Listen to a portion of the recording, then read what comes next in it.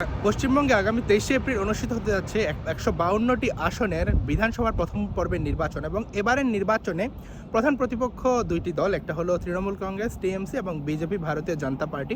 তো পশ্চিমবঙ্গের অনেক দাদা দিদি আমার ভিডিও দেখেন, অনেকে শুভকামনা জানান, অনেক শুভাকাঙ্ক্ষী আছে, তাই চিন্তা করলাম পশ্চিমবঙ্গ সম্পর্কেও আমরা যে খোঁজখবর রাখি সেই জিনিসটা নিয়ে একটু ভিডিও বানানো উচিত।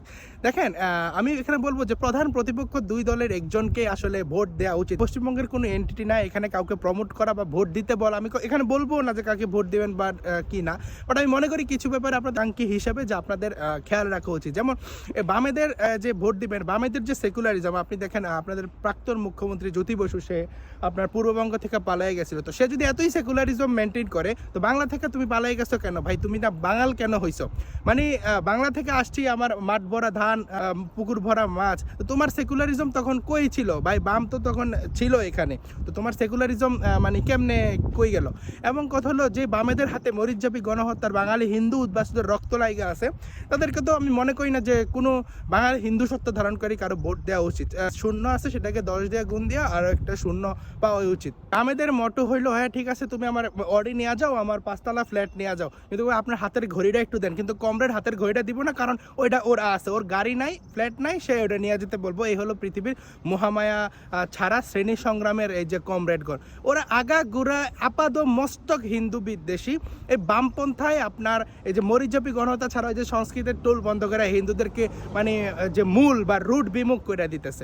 কংগ্রেসের দিকে তাকাইলে গত 15 বছরের যে অসন্তোষের যে রাজনীতি, যে অতি তুষ্টিকরণের রাজনীতি, একটা সম্প্রদায়কে দুধেল গাই বলা, কিন্তু তাদেরকে বিভিন্ন অপরাধ জগতের দিকে ঠেলা দেওয়া। হ্যাঁ, এবং দেখেন এই যে মমতার শাসনামলে যেটা হিন্দু হোমল্যান্ড হিসেবে পরিচিত, সেখানে ধর্ম পরিচয়ের কারণে সেখানে ওয়াকফের আন্দোলন থেকে যায় হরগোবিন্দ দাস, চন্দন দাসকে মারা দিল, ধুলিয়ান, শমশেরগঞ্জ, মালদা, মোথাবাড়ি, সে কাকদ্বীপে আপনার প্রতিমাকে প্রিজন ভেঙে রাখা, এই জিনিসগুলোর উত্তাপ আমাদেরকেও কষ্ট দেয়, কারণ আমরা এজ এ বাঙালি হিন্দু হিসেবে আমাকেও অনেক কষ্ট দেয়। তো আমি চিন্তা করি যে আসলে পশ্চিম ওপার বাংলার যারা বাঙালি হিন্দু আছে, যারা এইসব ভোটে ইনফ্লুয়েন্স করার ক্ষমতা রাখে, তাদের কি এই ব্যাপারগুলো ভাবায় না?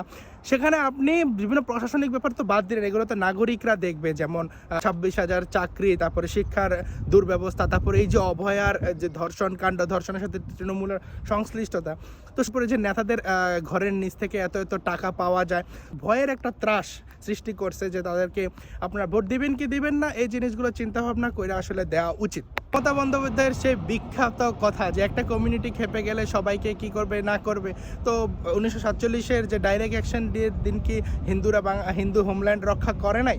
তো আসলে এগুলো সব ফালতু কথা। এই দেখেন, এই দুইটা দলের ব্যাপারে আমার চরম একটা বেতৃষ্ণার একটা অবসেশন ছিল। এর বাদ বাকি যা দল আছে তাদেরকে আপনারা ভোট দিতে পারেন বিবেচনা কইরা। বাট আমি জাস্ট বললাম, আমি এখানে ভোটের কোনো প্রমোট করতেছি না, কাউকে সাজেস্ট করতেছি না, আমি জাস্ট কিছু ঘটনা বললাম যেগুলো আপনাদের মনে রাখা উচিত। আমি বলবো নিজের স্বজাতি রক্ষায়, নিজের অধিকার রক্ষায়, নিজের ধর্মীয় ভাব গাম্ভীর্যের আধিপত্য রক্ষায় ভোট দিন। এবার যেখানে আপনারা মনে হবে যে এইগুলা যারা মেনটেন করতে পারবে, আপনি হিন্দু পরিচয়ের কারণে বৈষম্যের শিকার হবেন না, আপনাকে খুন হইতে হবে না, তাদেরকে আপনারা ভোট দিন। কথা বাংলা পক্ষকে নিয়ে যে গর্গনা গর্ত, সে যে এত বাঙালি বাঙালি করে, সে যাদের বাঙালি বলে, সে মুসলিমদেরকেও জোর করে আর তার সংস্কৃতির মধ্যে ইনক্লুড করে। অথচ দেখেন পশ্চিমবঙ্গে মুসলিমরা আসলে সংখ্যায় কম, বাংলাদেশে কি তারা সেই সংস্কৃতিকে সাবস্ক্রাইব করে? তাহলে গর্গ কেন জোর কইরা এখানে মুসলিমদের সহ ইনক্লুড কইরা একটা বাঙালি বাঙালি খেলা দেখায়া সেখানে হিন্দুদের মাঝখানে ভাগাভাগি করে যে ওই হিন্দুভাষী, ওই এই ভাষী, ওই সেই ভাষী? আরে ভাই, তুমি বাংলাদেশে আসো, বাংলাদেশে আইসা একটু বাঙালি কালচার, এই যে এবার যে মঙ্গল শোভাযাত্রা হইতে দেয় না, তো তোমার কোনো বিবৃতি তো দেখলাম না, যে সব জায়গায় তো বিবৃতি দিয়া বেরাও, তো একটু বাংলাদেশে আইসা বাঙালি সংস্কৃতি প্রচার করো। আপনাদের জন্য অনেক অনেক শুভকামনা, নতুন সরকারের জন্য অনেক অনেক শুভকামনা, ধন্যবাদ সবাইকে। এবং শেষে একটাই কথা, যেহেতু এখনো বাঙালি হিন্দুর সংস্কৃতি রক্ষা, বাঙালি হিন্দুর জাতিসত্তা রক্ষা, বাঙালি হিন্দুর সেফ একটা হোমল্যান্ড আছে, জাস্ট এই জিনিসটা মাথায় রেখে এবার আপনারা সমর্থন জানান।